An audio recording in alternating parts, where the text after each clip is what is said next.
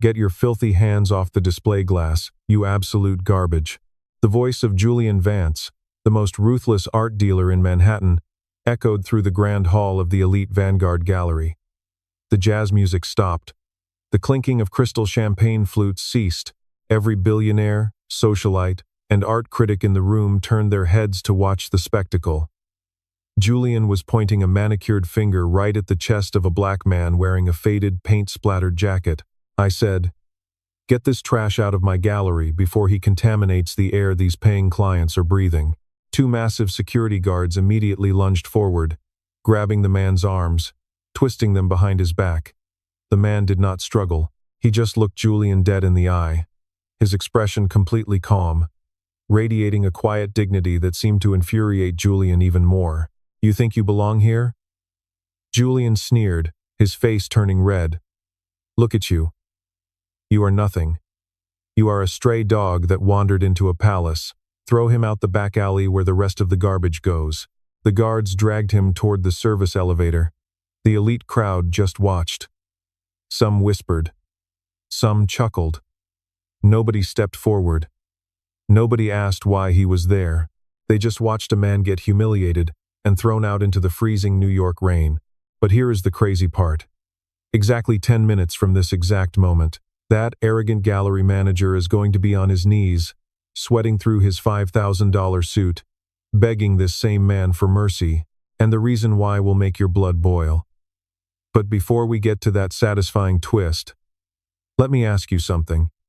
If you were standing in that room, watching a man get degraded just because of the clothes on his back, would you have the courage to step in? Drop a black excellence in the comments right now if you believe that true talent and worth have absolutely nothing to do with what you wear or where you come from. Make sure you hit that subscribe button too, because stories like this prove that karma never misses. So, how did we get here? Let us rewind the clock back about 8 months.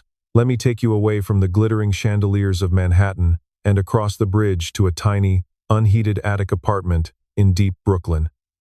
This is where we meet Marcus. Marcus is not just a guy in a worn-out jacket. He is a visionary. But the art world is a closed club, guarded by gatekeepers who care more about your pedigree and your bank account than your actual skill.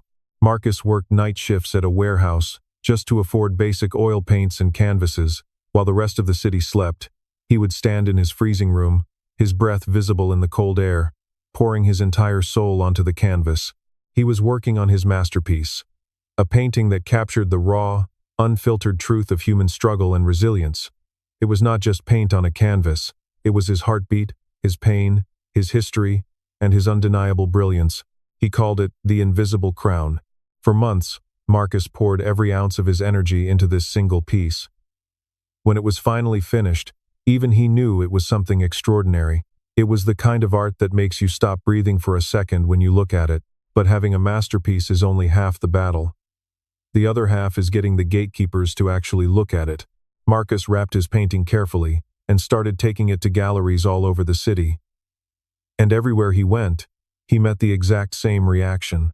The moment he walked through the doors of those pristine, white-walled galleries, the receptionists would look at him with disdain.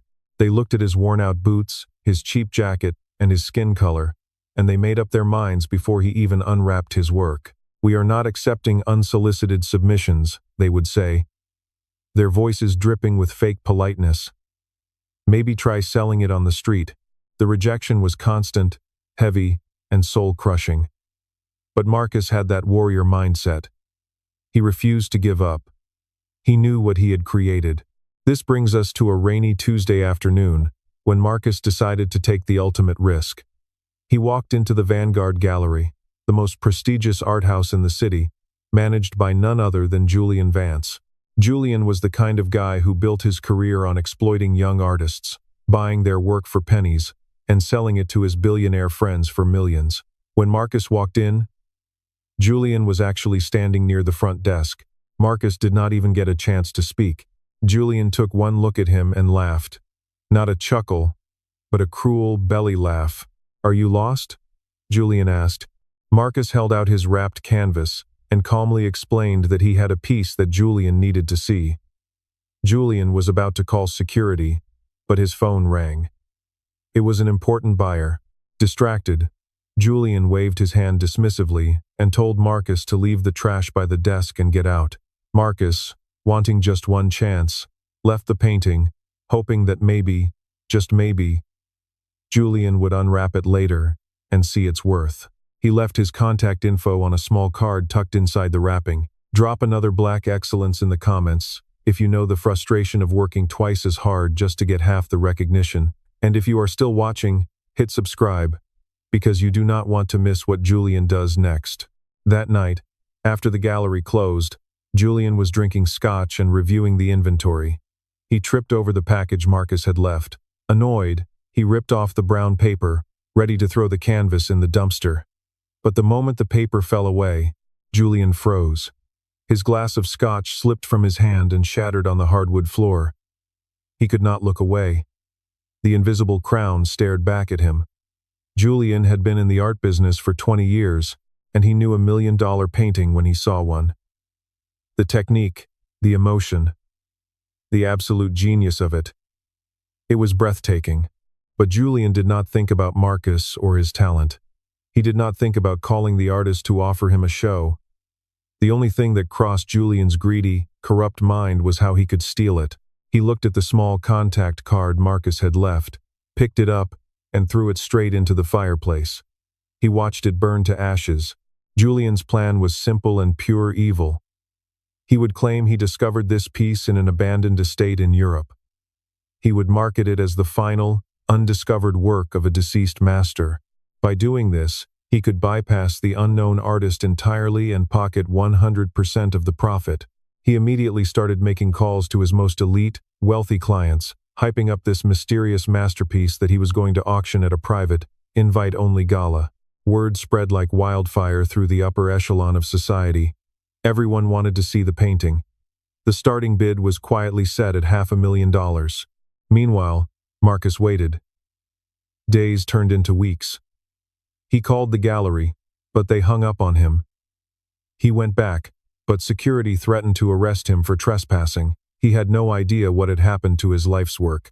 Until one evening, while walking past a luxury newsstand, Marcus saw a high-end arts magazine. Right there, on the glossy front cover, was the invisible crown. The headline read, "Vanguard Gallery to auction lost masterpiece for record price." Marcus felt the blood drain from his face. He read the article. It talked about Julian Vance's incredible eye for discovering this lost treasure. It completely erased Marcus from existence. They were stealing his soul and selling it to the highest bidder. But Julian made one massive, fatal mistake. He underestimated the man he stole from. He thought Marcus was just a nobody from the streets who would just roll over and accept defeat. He had no idea that Marcus had engineered a failsafe into that painting, a secret signature that only the true creator would know about. And Marcus was not going to let them get away with it. He went home, put on his only jacket, the faded, paint-splattered one, and headed straight for the Vanguard Gallery on the night of the biggest auction of the decade. The Vanguard Gallery was dripping with wealth that night. Waitstaff in crisp white shirts floated through the room carrying silver trays of caviar and vintage champagne. Julian Vance stood at the front of the room, tapping his microphone with a smug, self-satisfied grin. "Ladies and gentlemen, the moment you have all been waiting for," he announced, his voice smooth like venom. Behind him, two assistants pulled down a velvet cloth, revealing the invisible crown. A collective gasp echoed through the room. Even these cynical billionaires, people who owned private islands and fleets of superyachts, were absolutely mesmerized. The bidding started at $500,000. Within seconds, a paddle shot up in the back row. $600,000. A wealthy tech CEO shouted. $750, a European heiress countered, not even looking up from her phone. Julian was practically vibrating with greed. Every time a paddle went up, he saw another vacation home, another sports car, another zero added to his bank account. He was stealing a masterpiece and getting filthy rich doing it. But outside in the freezing rain, Marcus was standing across the street, watching the gallery through the floor-to-ceiling glass windows.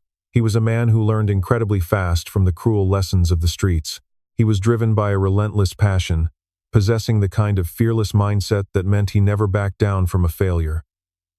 When he said he was going to take back what belonged to him, he meant every single word. He wasn't just looking for an apology. He was aiming for total financial freedom and the complete destruction of the man who tried to rob him of it. Inside the gallery, the bidding was reaching a fever pitch. $1 million. Going once. Julian shouted, wiping a bead of sweat from his forehead. 1.2 million. A booming voice echoed from the front row. It was Arthur Sterling, one of the most ruthless and powerful art collectors in the world. Arthur did not just buy art. He owned the careers of everyone in that room. Julian smiled so wide his face looked like it might crack open. 1.2 million going twice, and, wait. Arthur held up a single hand, stopping Julian dead in his tracks. The entire room fell completely silent. Before I wire you a single dime, Julian. I have one non-negotiable condition, Arthur said, his voice cutting through the tension like a knife. Of course, Mr. Sterling. Anything you need, Julian replied, his voice trembling just a little bit. I want to meet the artist. Arthur stood up, crossing his arms. Julian swallowed hard. The artist is, unfortunately, deceased, Mr. Sterling. Julian lied, his eyes darting nervously around the room. As I mentioned in the catalog, this is a lost work. Arthur narrowed his eyes, staring directly into Julian's soul. That is very strange, Julian, Arthur said slowly, because I had my top forensic experts analyze the paint composition from the high-resolution photos you sent me. The oil paints used on this canvas were manufactured less than 6 months ago.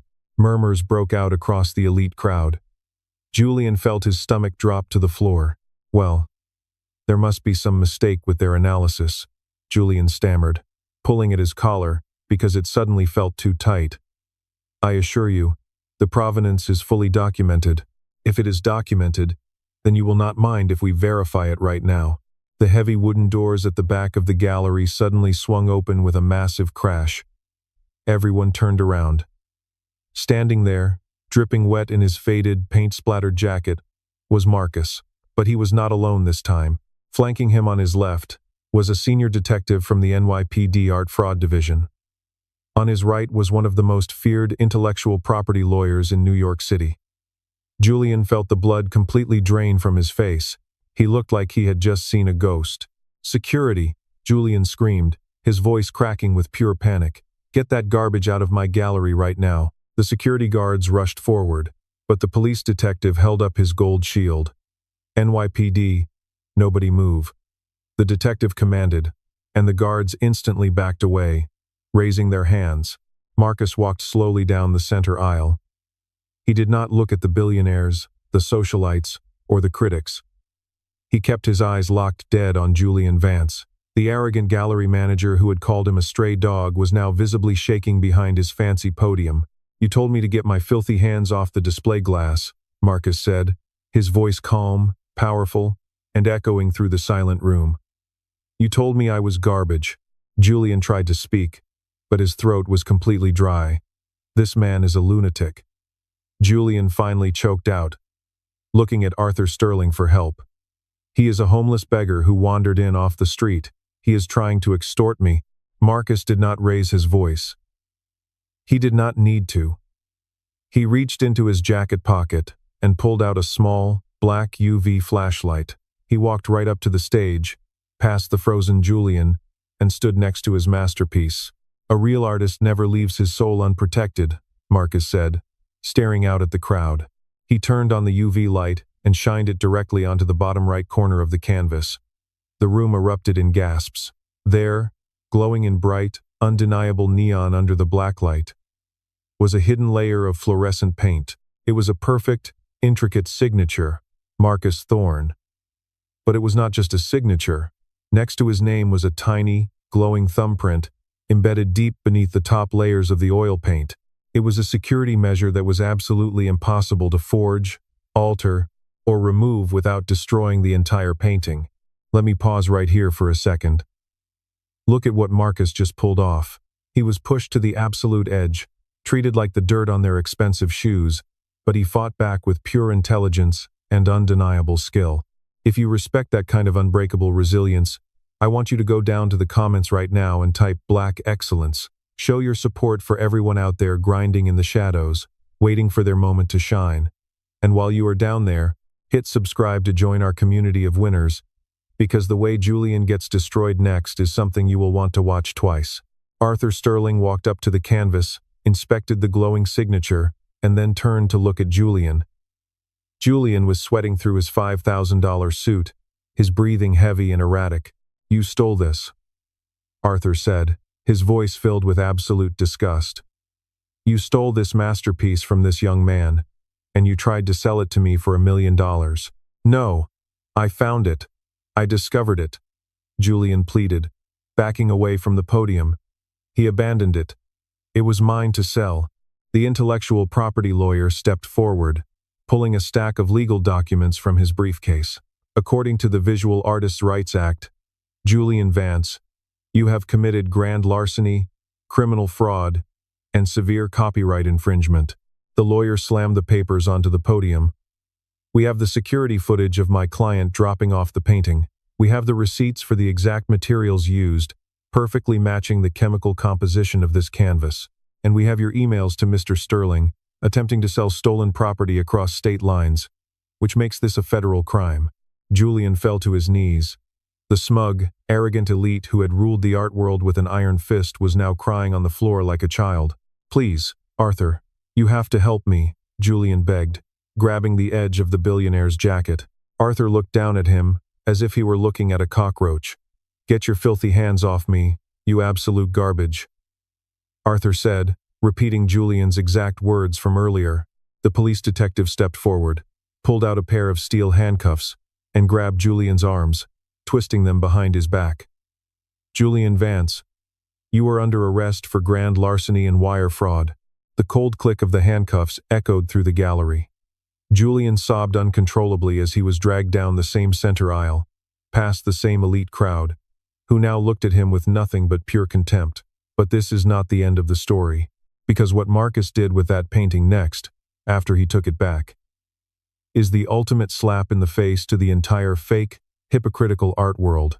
The heavy oak doors of the gallery slammed shut behind the police, leaving a suffocating, heavy silence in the grand, opulent hall. Nobody moved a single muscle. Nobody spoke a single word. The live jazz music was still turned off, and the only sound echoing through the massive room was the relentless New York rain beating against the floor-to-ceiling glass windows. Arthur Sterling, the billionaire who just minutes ago held the absolute power to make or break careers in the art world, slowly turned his attention back to Marcus. The arrogant, entitled sneer was completely gone from Arthur's face, instantly replaced by a look of intense, predatory calculation. He saw a literal goldmine standing right in front of him. "Young man," Arthur began, his tone suddenly dripping with a sickeningly sweet, entirely fake sense of respect. "I apologize sincerely for the highly unfortunate misunderstanding that just occurred here tonight." Julian Vance was clearly a rogue actor, a criminal who does not represent the true patrons of the fine arts. Arthur took a confident step closer, casually pulling a sleek, platinum checkbook from the inside pocket of his custom-tailored suit jacket. "Your work is undeniably, breathtakingly brilliant. I am prepared to offer you $2 million right here, right now, for the invisible crown. A direct cash wire, processed immediately into your account. We can make you the most famous, most sought-after contemporary artist in New York City by tomorrow morning." The entire room collectively held its breath. $2 million. For a guy who just a few hours ago was wearing a soaked, cheap canvas jacket and getting violently tossed into the garbage alley like a piece of trash. It was the kind of life-altering money that could completely change generations of a family. It was the ultimate, undeniable validation from the absolute highest tier of modern society. Most people in his position would have immediately dropped to their knees, cried tears of joy, and thanked the heavens for this miraculous opportunity. But Marcus just stood there, staring coldly at the platinum checkbook, his expression remaining completely unreadable. He slowly looked around the massive room, deliberately making direct eye contact with the wealthy socialites, the elite critics, and the powerful investors. He looked deeply into the eyes of the very same people who had silently watched him get physically manhandled and publicly humiliated just an hour prior. "Where exactly were you?" Marcus asked, his voice low, steady, but cutting through the dead silence of the room like a razor blade. Arthur blinked, momentarily confused by the response. "Excuse me? Where was this incredible respect when I was being dragged out of here like a common criminal?" Marcus continued, taking a slow, deliberate step closer to the billionaire. "Where were all of you when Julian Vance looked me in the eye and called me a stray dog? Not a single one of you stepped forward. Not a single one of you said a single word. You stood there, drinking your $1,000 champagne, whispering and laughing, because in your privileged little world, a guy who looks exactly like me and dresses exactly like me is simply not allowed to possess real talent." Arthur nervously cleared his throat, trying to interrupt the uncomfortable truth. "Now, listen here. Business is simply business, and we can easily move past this. I am not finished speaking," Marcus snapped. And for the very first time that night, his voice roared with the undeniable, overwhelming authority of a true king.